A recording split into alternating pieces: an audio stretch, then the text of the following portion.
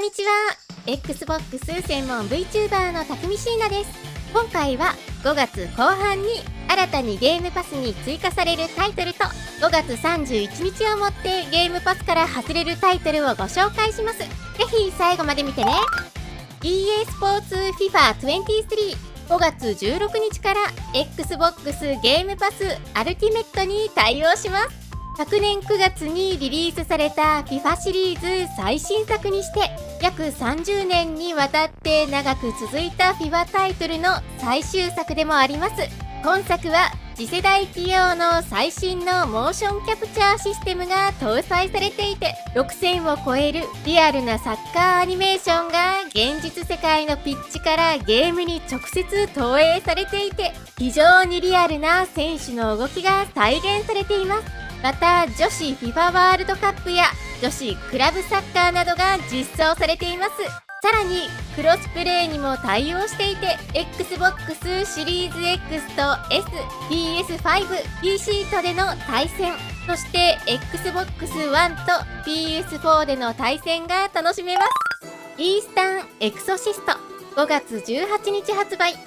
日初日からゲームパスに対応します。多くの魑魅魍魎が跋扈するファンタジー世界を舞台にダークな妖怪たちと戦っていく 2D 横スクロールアクション RPG。 手書きの水彩画スタイルのビジュアルでとても滑らかなアクションを楽しむことができます。スタミナゲージを管理しながらパリーや2段ジャンプ、回避などを巧みに扱い進めていく戦闘方式となっていて、敵を倒した時に得られる経験値でキャラクターのレベルアップや新たな技の習得、強化が可能となっています。さらに今作には2人の主人公が用意されていて、どちらの主人公を選択するかによって異なるストーリーを楽しむことができるとのことです。やや高難易度めな 2D アクションゲーム、とっても楽しみですね。ゴーストロア5月18日発売日初日からゲームパスに対応します。東南アジアの民話に登場するモンスターと戦うアクション RPG。 アイテムやキャラクターのカスタマイズを楽しみながらランダム生成のダンジョンを攻略していきます。1990年代のレトロ風なグラフィックを特徴としていて、ディアブロ2から影響を受けて作られているとのことです。ローカル協力プレイにも対応していて、同じ画面内で仲良く遊ぶことができます。プラネット・オブ・ラナ5月23日発売日初日からゲームパスに対応します。幼い少女が相棒の猫と共に謎の生物が生息している世界を旅していく横スクロール型のアクションゲーム。スタジオジブリ作品から影響を受けているとのことで、非常に美しく幻想的な世界観を探索することができそうですね。今作は基本的にはパズル要素をメインに作られていて、敵たちに見つからないように行動していくタイプのゲームとなっているようです。まさしくリンボやインサイドに近いゲーム性に人間と動物の絆を描くストーリーを組み合わせていて、ジブリ風のビジュアルにインサイドと人食いの大鷲トリコをブレンドしたかったと制作者は語っています。さらに今作の作曲はその人食いの大鷲トリコの古川武史さんが手掛けていて、本人自身から申し出をして作曲に携わったのだとか。素敵な世界と美しい BGM を堪能できるのが楽しみですね。カセットビースト5月25日発売日初日からゲームパスに対応します。カセットテープにモンスターを記録し、それを再生することで姿や能力を変えることができるオープンワールド型のアクション RPG。 集めたモンスターたちを駆使して単性の戦闘を繰り広げることができます。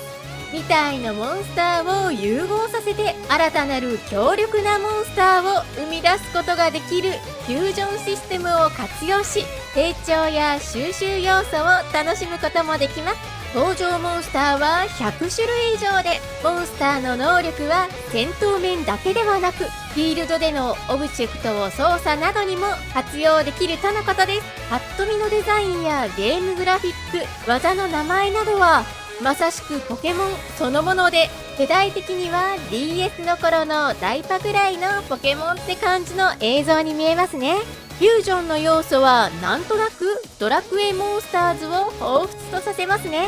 Steam や PC の方では4月に一足早くリリースされ、非常に高い評価を得ているタイトルで、単なるポケモンフォロワーではない、しっかりとしたカセットビースト独自の戦略性やオリジナリティを持っているとのことで、遊べるのがとても楽しみです。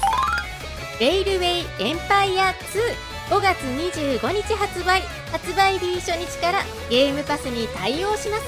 19世紀の北米とヨーロッパを舞台に、鉄道会社のオーナーとなり、富と名声を手に入れる鉄道経営シミュレーションゲーム。本作では実在した60種類の蒸気機関車を走らせることができ、事業を拡大して理想の鉄道帝国を築き上げていくことができます。ゲーム内のテキストだけではなく、なんと日本語音声にも対応していて、本作が初めてのプレイでも親切なチュートリアルから楽しくスタートすることができるとのことです。経営シム要素や蒸気機関車のロマンを味わいたい人、鉄道建設に没頭したい人などに向けた好みに合わせた遊び方が選べる豊富なゲームモードを取り揃えていて、最大4人で遊べるオンライン協力プレイも搭載。フレンドと一緒に線路の建設を楽しむことができます。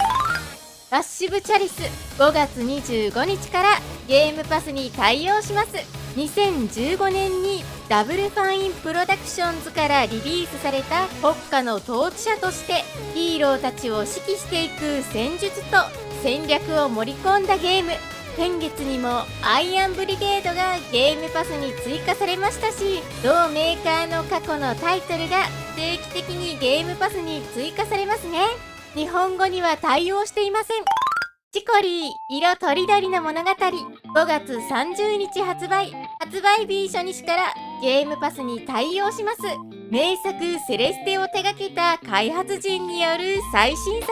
モノクロの世界を舞台に色を使って進めていくアドベンチャーゲーム。塗り絵の能力を駆使して冒険したり、友達を作ったり、パズルを解いたりしていきます。100種類以上の動物のキャラクターが登場する世界を堪能することが可能で、10時間以上のゲームプレイに郵便配達や写真撮影など数十個ものサイドクエストが楽しめます。さらにローカル協力プレイにも対応していて、友達と一緒に遊ぶこともできるとのことです。本作は2021年の任天堂インディーワールドで、2022年に日本語版がスイッチで配信予定と発表されつつも、未だ未発売となっているタイトルで、他機種の日本語版発売とともに Xbox でも日本語に対応するのかなと思います。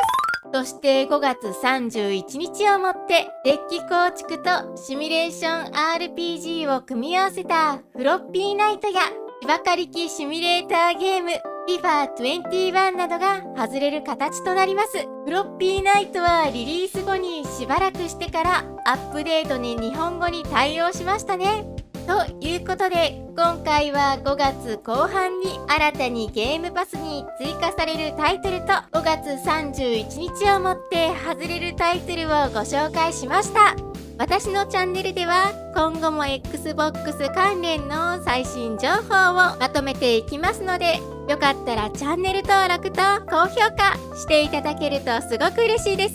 Twitter の方でも情報発信しているのでフォローしてね。それではまた次回の動画でお会いしましょう。またねー。